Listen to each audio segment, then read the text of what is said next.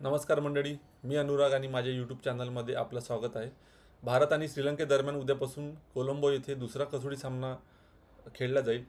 पहिल्या कसोटी सामन्याप्रमाणे दुसराही सामना जिंकून भारतीय संघ 2-0ने ही टेस्ट सिरीज आपल्या खिशात घालण्याचा प्रयत्न करेल आणि WTCच्या फायनलसाठी आपली दावेदारी अजून पक्की करेल. टीम इंडियाच्या कॉम्बिनेशनबद्दल बोलायचं झालं तर टीम मॅनेजमेंट बहुतेक कुलदीप यादवच्या जागी सारांश जैन, जो की मध्य प्रदेशचा ऑफ स्पिनर बॉलिंग ऑलराऊंडर आहे, त्याला खेळवण्याचा विचार करत आहे. अशी अपडेट पुढे येत आहे. तो आज कालच्या आणि आजच्या नेट प्रॅक्टिसमध्ये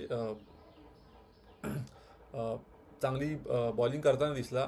आज त्याने गौतम गंभीरसोबत एक्सटेंडेड डिस्कशन केले प्रॅक्टिस आटोपल्यानंतर आणि तो एक एक्सटेंडेड बॅटिंग सेशन पण त्याचं झालं.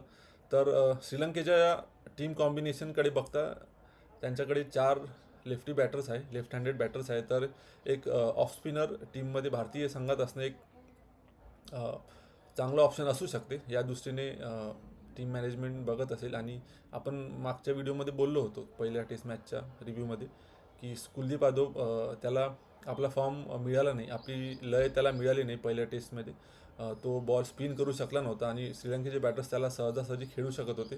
तर त्या दृष्टीनेही भारतीय मॅनेजमेंटने बहुतेक विचार केला असेल की हॉर्सेस फॉर कोर्सेस असा विचार करून सारांश जैन ला डेब्यू करून त्याला संधी देणे एक चांगला पर्याय ठरू शकेल.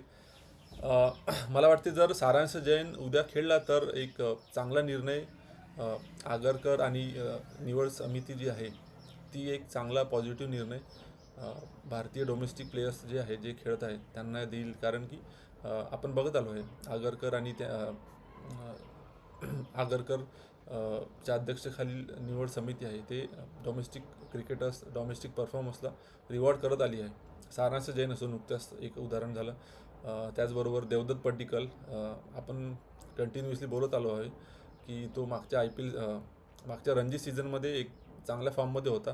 तोच फॉर्म त्याने IPL मध्ये दाखवला आणि त्याच फॉर्मच्या जोरावर त्याला पहिल्या टेस्टमध्ये खेळायला मिळालं. ठीक आहे, साई सुदर्शन इंजर्ड झाला होता, पण टीम मॅनेजमेंटने त्याच्यावर विश्वास दाखवला आणि त्याला 3 नंबरवर खेळवलं आणि त्याने एक सेंचुरी मारून भारताला विजयाचा भारतीय विजयात त्याचा मोठा वाटा होता.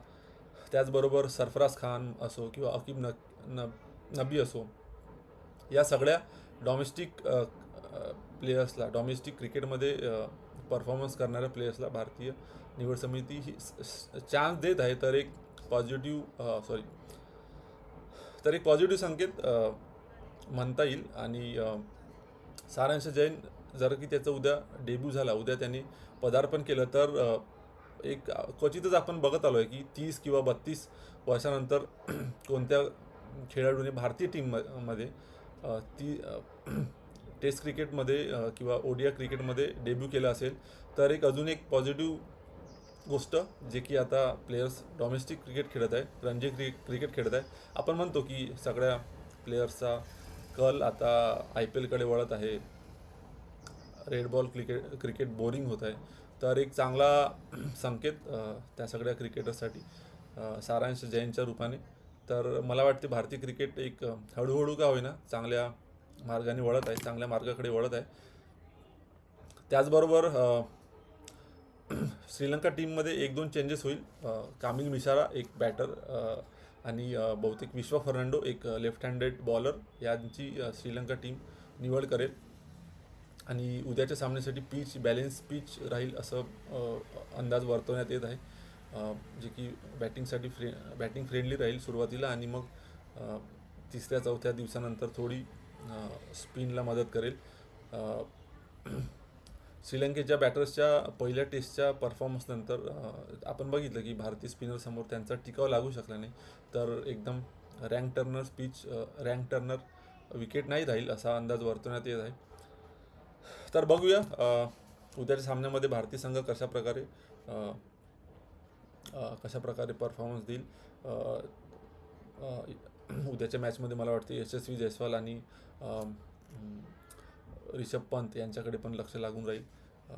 तर आजच्या व्हिडिओमध्ये इथेच थांबूया.